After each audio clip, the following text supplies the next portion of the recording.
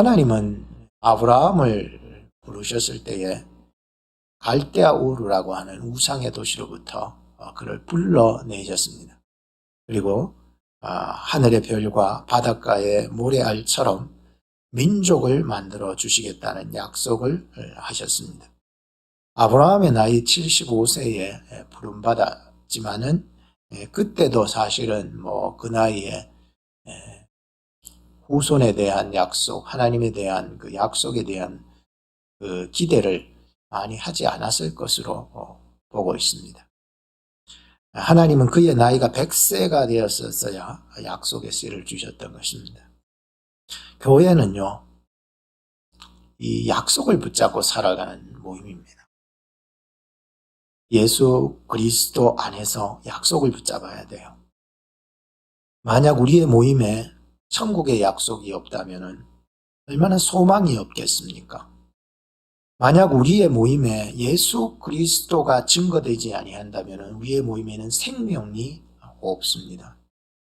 만약 우리의 모임에 거듭남이 없다면 성령의 증거, 성령의 이 충만함이 없다면 우리는 부패하여 파멸될 수밖에 없을 것입니다. 초대교회 공동체는 이러므로 모이기에 굉장히 힘을 썼다고 기록하고 있습니다.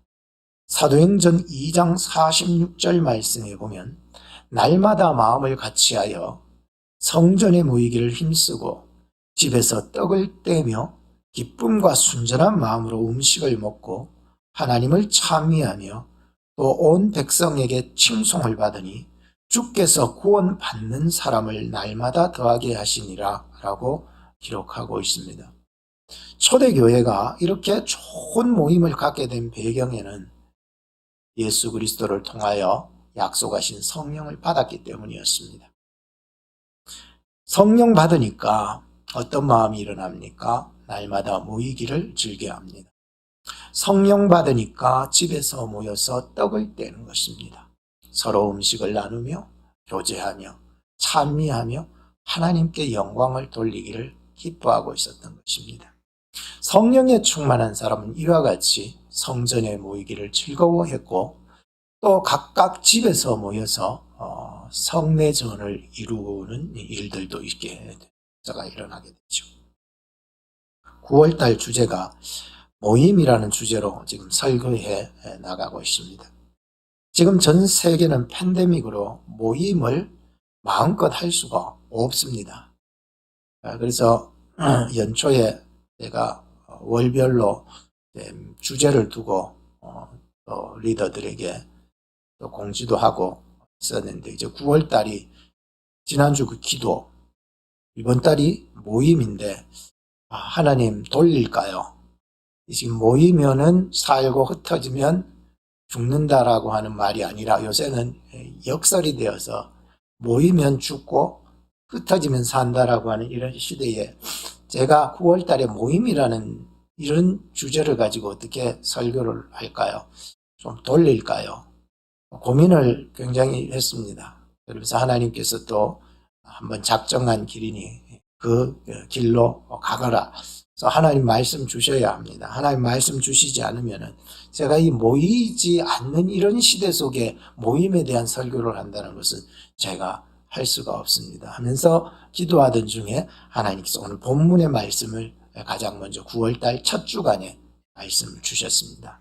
마태복음 18장 19절과 20절 말씀이 오늘 9월달 모임이라는 주제를 가지고 첫 번째 주에 이 말씀으로 여러분들에게 말씀을 전해드리고자 하는 것입니다.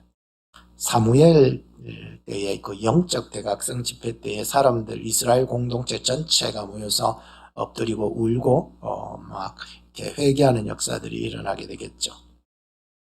그러나 그때처럼 그렇게 많은 인원수가 모이고 이런 거는 이제는 될 수 없지만은 두세 사람이 모이더라도 오늘 본문처럼 하나님은 응답하시며 함께 하신다는 약속을 해주셨습니다. 그래서 오늘 저는 이제 이 본문의 말씀으로 두세 사람의 합심, 또 예수 그리스도의 이름, 또 하나님의 약속이라는 그 관점에서 오늘 말씀을 여러분들에게 전해드리고자 하는 것입니다. 첫째는 두세 사람으로 합심하십시오 라고 하는 말씀입니다. 참 많은 인원수는 아니네요. 두 사람이면 족하다는 거예요. 나하고 너하고 나. 두 사람이면 족하다라고 하는 얘기인 것입니다. 전도서 4장 12절에 보면 한 사람이면 패하겠거니와 두 사람이면 능히 당하나니 삼겹줄은 쉽게 끊어지지 아니하느니라 라고 얘기했습니다. 나 혼자 인생길을 가다가 심하게 넘어지게 되면 일어나기가 참 어렵지만 누군가 있어서 나를 붙잡아 줄 수 있는 사람이 있으면 그 사람은 행복한 사람이라고 생각이 들었습니다. 추운 겨울날 냉방에서 나 혼자 누워 있으면 점점 추워지면서 얼어 죽을 것 같은 기분이 들겠지만 친구가 함께 누워 있으면 얼어 죽을 것 같은 추위도 따뜻한 온기로 말미암아 이겨낼 수 있는 시너지 효과가 일어날 수 있다라고 하는 생각을 또 해보게 되었었습니다. 오늘 본문 19절에 보면 두 사람, 또 20절에 보면 두세 사람이라는 표현을 쓰고 있습니다. 많은 숫자 아니에요. 이런 두세 사람 가지고 무슨 일을 할 수 있겠나 고민해 보게 되는데 주님의 생각은 저의 생각과 달랐습니다. 주님은 너와 나 딱 두 사람이면 가능하다고 얘기하고 있습니다.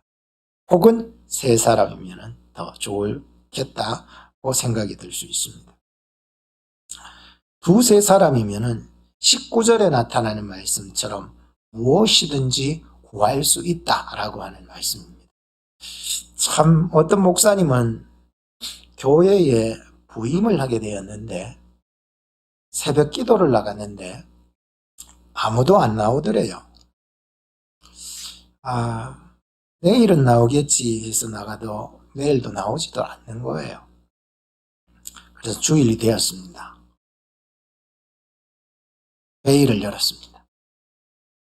저는 이 교회에 이제 부임했는데 이 교회가 새벽 기도도 안 나오는 교회인 것을 몰랐다고.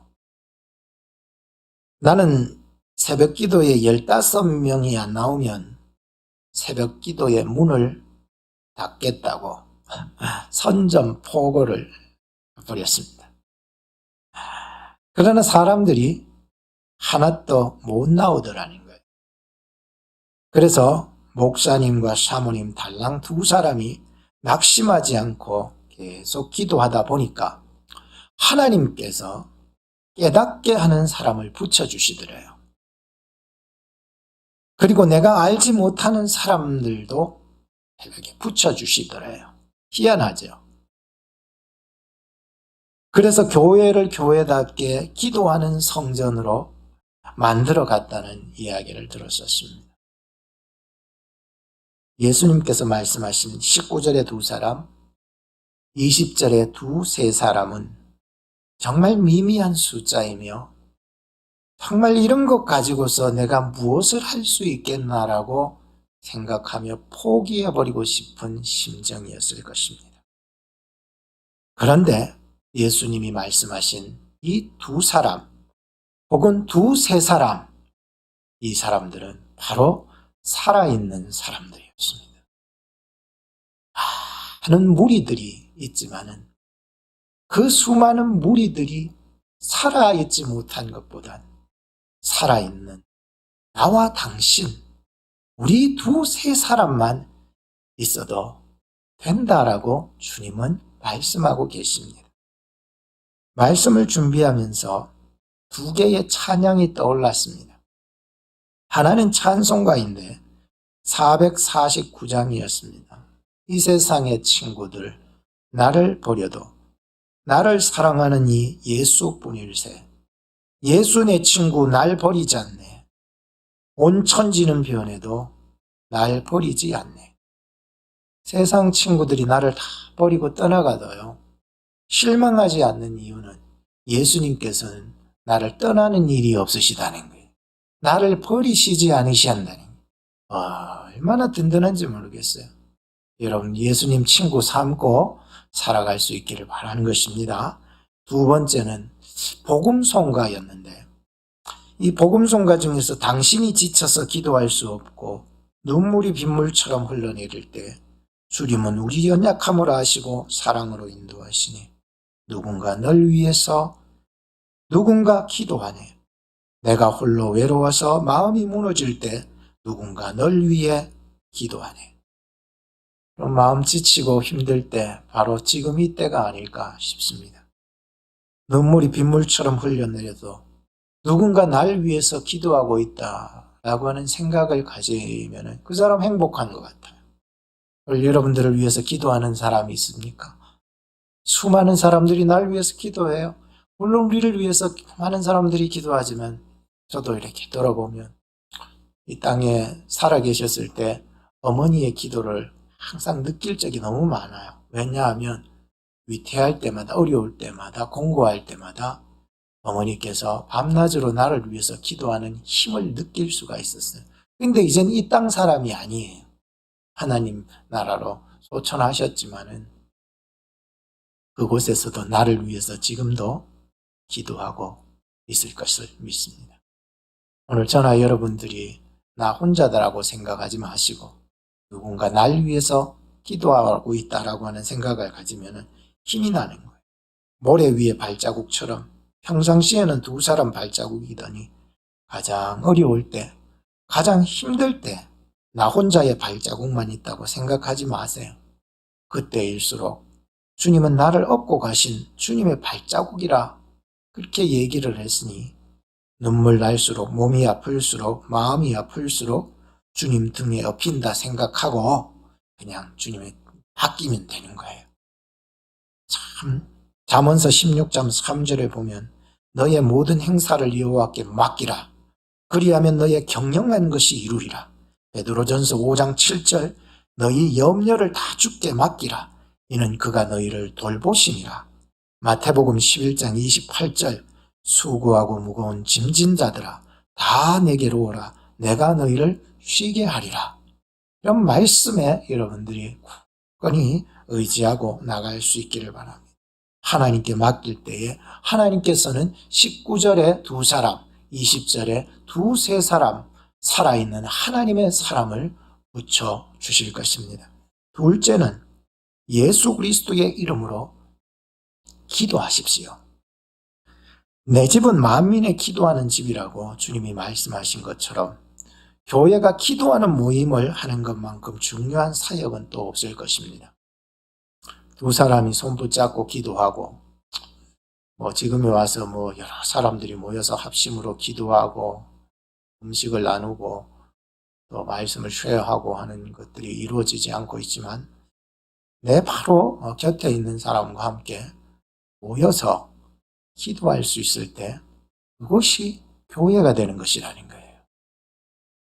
교회는 물론 그 교회당도 교회라고 표현도 속하겠지만 진정한 본질적인 의미는 내가 흩어져서 두세 사람이 모여서 예수 그리스도의 이름으로 기도하는 것에 그것이 교회가 계속 형성되고 또 성장해 나가게 된다는 것이죠. 기도할 때에 반드시 잊지 말아야 될 것이 바로 있는데 그게 바로 예수 그리스도의 이름으로 기도하라라고 하는 것입니다. 예수 그리스도의 이름으로 기도하면 올무에서 벗어나는 경험을 우리는 많이 했을 것입니다. 내가 알지 못하는 크고 놀라운 비밀도 깨닫게 할 때가 많이 있었던 것입니다. 지난 주간에 예레미야서를 큐티를 하면서 말씀을 붙잡고 기도하면서 하나님께서 내 사정을 어찌 그리 잘 아시는지요. 참 말씀 붙잡고 기도하면은요 예수 그리스도의 그 안에서 주시는 지혜가요 넘쳐나는 거예요. 정확하신 분이에요. 하나님의 약속은요 조금 더 비틀어지거나 틀어지는 게 없어요. 정확해요. 분명해요. 확실해요. 그래서 이렇게 막 말씀이 예수 그리스도 안에서 기도해 나가기 시작하면은요 유혹을 이길 지혜를 부어주시고 두려움을 이길 담대함을 막 부어주시는 거예요. 그래서 막 하나님께서 놀라운 역사를 경험하게 하시는 것을 느낄 수가 있었습니다. 요한복음 16장 24절에 보면 지금까지는 너희가 내 이름으로 아무것도 구하지 아니하였으나 구하라 그리하면 받으리니 너희 기쁨이 충만하리라 라고 했습니다. 예수 그리스도의 이름으로 기도하면은요 참된 힘이 생기는 거예요. 어디서 나왔는지 막 용기가 생기고요. 막 예수 그리스도의 이름에 뭐가 붙었길래 우리로 하여금 그 이름을 선포하고 그 이름을 드러내면 없던 힘까지 막 솟구쳐나기 시작한다라고. 베드로는 안전뱅이에게 말하기를 내게 은과 금은 내게 없거니와 내게 있는 것으로 너에게 주느니 나사렛 예수 그리스도의 이름으로 일어나 걸어라 하며 앉아 일어설 수 없는 그에게 손을 내밀어 일으키니 그가 발목에 힘을 얻어서 그가 걷고 뛰며 성전 안으로 들어갈 수 없는 병신의 몸이었지만은 그가 성전 안으로 이제 들어가서 당당하게 하나님을 찬미하며 하나님께 영광을 높였다고 성경에 기록하고 있지 않습니까? 예수님의 이름에는 우리가 알지 못하는 능력이 있습니다. 오늘 내 마음속에 자리 잡고 있는 이 영적인 안전뱅이, 내 마음속에 자리 잡고 있는 영적인 거름뱅이가 있다면 오늘 말씀을 의지하여 예수 그리스도의 이름으로 일어날 수 있기를 주님의 이름으로 축복하는 것입니다. 본문 19절에는 무엇이든지 구하라 그랬고 20절에는 내 이름으로 모인 곳이라고 이렇게 얘기하고 있습니다. 오늘 우리의 모임이 예수 그리스도의 이름으로 모인 곳이 되어야 합니다. 아무리 교회가 작아도 아무리 모인 숫자가 적더라도 두세 사람이라도 내 이름으로 모인 곳에 주님은 역사해 나가신다고 약속했기 때문입니다. 이것은 분위기에 압도되는 것이 아닙니다. 교회가 큰 데 가면은요, 저도 부목사 할 때도 큰 교회에서 있었잖아요. 그런 큰 교회는 가면은요, 악기부터 달라요. 피아노 우리 새로 샀지만 이런 거하고는 잽이 안 돼요. 막 올겐도 있고요, 막 거창하고요, 막 찬양팀도 베이스도 막 드럼도 막 엄청 좋은 거 비싼 거, 그 웅장한 것으로 막 하면은요, 이게요 기분이 붕 떠가지고요, 내가 마치 막 은혜스러운 자처럼 막 붕 뜨기 시작한다는 거예요. 하나씩 빼보자고요.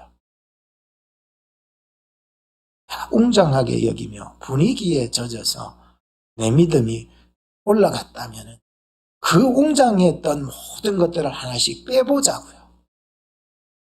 하나씩. 뭐 젊을 때 건강할 때야 건강에 힘 믿고 열심히 막 할 수 있지만 그 힘이 사라질 때에, 육신의 힘이 없어질 때, 육신의 건강이 점점 쇠약해질 때에 내가 과연 주님을 계속 찬양하고 있는 내 모습이 있는지.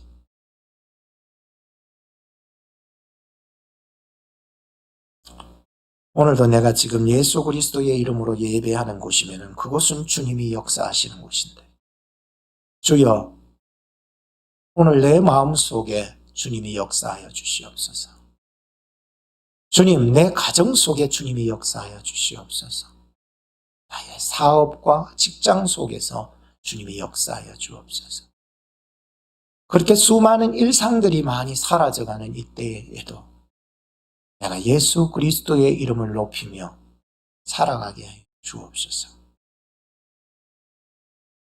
오늘 본문에 두세 사람이 내 이름으로 모인 곳이라고 하는 말은 성도의 장소, 위치 선정하는 구심점이라고 그러죠. 장소, 위치 선정하는 이 구심점과 더불어서 또 하나가 더 있었어요.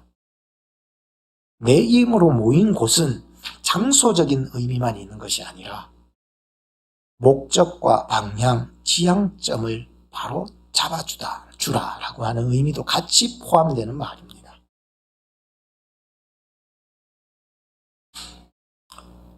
교회 모임은 이렇게 구심점은 오직 내 이름, 즉 예수 그리스도의 이름에 있다라고 하는. 오늘 우리가 여기에 모여야 되고 모이는 데 있어서 구심점, 중심, 이것은 바로 예수 그리스도가 되셔야 돼요. 그리고 우리가 바라봐야 될 그 지향점, 목적, 목표, 이것이 예수 그리스도의 이름에 맞춰져야 된다. 목사님, 예수 그리스도 이름이 뭐 대단하다고요? 그렇지 않아요. 예수 그리스도의 이름 때문에 죽어가던 영혼들이 살고 생명을 잃어가던 자들이 다시 생명을 얻게 되는 역사들을 경험해 나갔기 때문입니다. 오늘 여러분들이 이곳에 앉은 것은 바로 예수 그리스도의 이름 때문인 것입니다. 그러므로 우리가 무슨 일을 시작하려고 할 때나 어떤 일을 해나가든지 간에 그 중심에는 바로 나의 이름이 아니라 예수 그리스도의 이름이 있어야 한다는 것이에요. 주님, 내가 일어서야 될까요? 뛰어가야 될까요? 멈춰야 될까요? 예수 그리스도의 이름으로 기도하시기 바랍니다. 주님 우리의 갈 길을 인도해 나가시는 것입니다.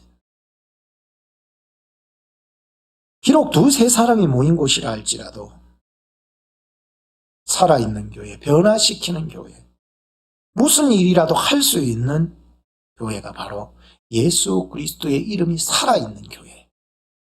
오늘도 우리가 이 시간 예배를 드릴 때에 예수 그리스도의 이름이 없다면 오늘 이 예배는 아무것도 아닐 것입니다. 그러나 오늘 우리가 예수 그리스도의 이름 가지고 예배 드릴 때에 우리 교회의 이 예배는 살아있는 예배, 변화시키는 예배, 무슨 일이라도 할 수 있는 우리의 교회 공동체 모임이 될 것이기 때문인 것입니다. 세 번째는 주님의 약속을 붙잡으십시오. 오늘 본문에는 예수님께서 두 가지 약속을 내주셨습니다. 19절 말씀에 첫 번째 약속이 나오는데 두 사람이 합심해서 무엇이든지 구하면 어떻게 해요? 하나님이 너희를 위해서 이루어 주시겠다라고 약속했습니다. 여러분 믿으셔요? 20절에는 두 번째 약속이 나오는데 두세 사람이 내 이름으로 모인 곳에 나도 함께 있으리라 라고 약속을 해주셨습니다. 이보다도 큰 약속이 어디 있겠습니까? 하나님이 응답 주시겠대요. 하나님이 예수 그리스도를 보내주셔서 우리와 함께 하게 해주시겠대요. 이거보다 더 큰 위대한 약속이 어디 있겠습니까? 예레미야서를 이번 주에 우리가 계속 큐티하고 있지만 큐티를 하면서 참 그 속에 멸망당할 이스라엘의 공동체 무리들을 보면서 야, 정말 참 예수님께서 언덕 위에 오르셔서 망할 예루살렘이 이제 망할 것을 생각하면서 우셨잖아요. 오늘 우리는 무너지는 것이 굉장히 무섭습니다. 하나님이 보내신 참 선지자 대신 예수님을 신뢰해 나가신다면은 그 사람은 개인도, 가정도, 사업도, 교회도 반드시 회복을 기다리게 되고, 기도하게 되고, 기대하게 되고, 나중에는 그 기쁨을 만끽하게 되는 날이 올 것입니다. 이스라엘의 공동체는 지금 망해가고 있었습니다. 육안으로 보이는 저 예루살렘 성전이 망해가고 있었습니다. 예레미야도 울고 예수님도 울었습니다. 이 땅의 교회는 영원하지 않을 것입니다. 그러나 70년의 때가 되면 영원한 회복이 이루어지게 될 것입니다.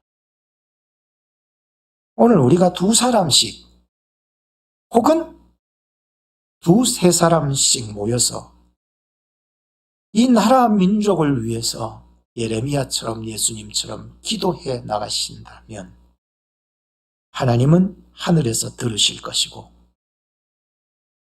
하늘로부터 긍휼을 베풀어 그 날에 이르기까지 하나님의 택한 자들을 보존해 주실 것을 확신했습니다. 제 개인적인 체험이라면 이 말씀들을 이렇게 읽어가면서 은혜 받을 자는 반드시 마음의 상처와 고통의 자리에 머무르지 않고 그 자리를 박차고 일어나 은혜의 자리로 다시 나가게 되어 있다라고 하는 저 개인적인 체험을 가지고 있습니다. 목사님, 나 교회 다니면서 상처받았어요.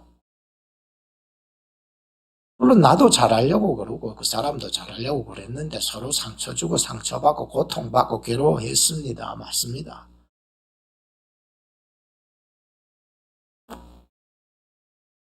은혜 받을 자들은요, 그 고통의 자리에 머무르지 않습니다.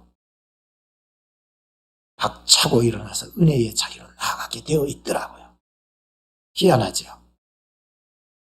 우리 마음속에 상처와 고통의 자리에 박차고 일어날 수 있는 예수 그리스도의 이름으로 축복합니다. 나갈 수 있어요.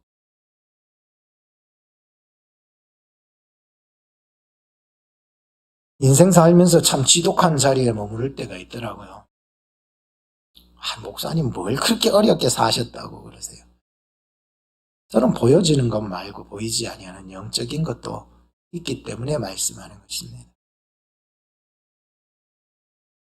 지독한 자리에 머무를 수 있을 때가 있어요. 그래서 우리를 멸망으로 이끄는 자리, 정말 이러지 말아야 하면서도 강팍한 마음 상태로 고집 부리고 있는 자리, 하나님의 뜻에 벗어난 줄 알면서도 멸망의 자리에 그대로 있으면서 나는 괜찮겠지, 나는 옳으니까, 나는 다 잘하니까 라고 하는 그런 자리, 내 영적 상태를 우리는 함께 살펴볼 수 있어야 합니다. 마치 요나의 모습을 한번 생각해 보시기 바랍니다. 박넝쿨 교훈을 그렇게 하나님으로부터 받았잖아요. 요나서 4장에. 하나님의 값없으시고 거저 주시는 하나님의 은혜를 받은 자리, 그 자리에 머물러 있기보다는 그는 멀리에서 아수르의 멸망을 바라보면서 긍휼을 구하지도 긍휼을 베푸지도 못하는 요나의 진짜 처참한 자리에 앉아있는 모습이 보였습니다. 내가 오늘 하나님의 은혜에 그 값없으신 예수 그리스도의 은혜를 그 은혜의 공로를 우리가 받았음에도 불구하고 우리는 여전히 내 마음속에 앉지 말아야 될 그 자리에 머무르며 마음 아파 괴로워하고 하나님을 대적하고 있지 않는지 우리의 모습을 살펴봐야 하는 것입니다. 내 마음속에 요나서 4장의 모습이 그대로 남아있지 않습니까? 예수 그리스도의 이름으로 담대히 끊어버리시기를 바라고, 벗어버리기를 바라고, 나오시기를 바라고, 하나님의 뜻이 내 마음에 지금 이곳에 임할 수 있기를 기도하신다면 평강의 하나님께서 우리의 마음의 생각과 우리의 길을 인도해 주실 것을 믿습니다. 오늘 우리의 모임 가운데에 하나님의 은혜와 평강이 함께하기를 축복하는 것입니다. 결론을 짓겠습니다. 마태복음 28장 20절 말씀에 보면 내가 세상 끝날까지 너희와 항상 함께 있으리라고 말씀했습니다. 두 사람이면 가능하대요. 오늘 말씀하셨잖아요. 두 사람이면은, 당신과 나 두 사람이면 무엇이든지 예수 그리스도의 이름으로 구할 때에 하늘에 계신 하나님께서 너희 두 사람을 보고 이루시겠다고 약속을 해 주셨습니다. 우리가 다 모여서 기도할 수 없는 이런 시대 속에 당신과 나 두 사람 손잡고 기도하는 9월달을, 그런 모임을 만들어갈 수 있는 이번 달이 될 수 있기를 축복하는 것입니다. 기도하겠습니다. 지금도 살아계셔서 역사하시는 살아계신 하나님 아버지, 오늘부터 한 달간은 모임에 관한 말씀을 전하고자 하오니 지혜와 명철을 주셔서 성령 안에서 하나 되게 하여 주셔서 우리가 어떤 모양으로 모이든 두 사람이 모이고 두세 사람이 모일 때에 예수 그리스도의 이름이 드러나는 모임이 되게 하시고 하나님의 응답과 주님이 동행하시는 모임이 될 수 있도록 인도하여 주시옵소서. 우리를 구원하신 우리 구주 예수 그리스도의 이름으로 기도하옵나이다. 아멘.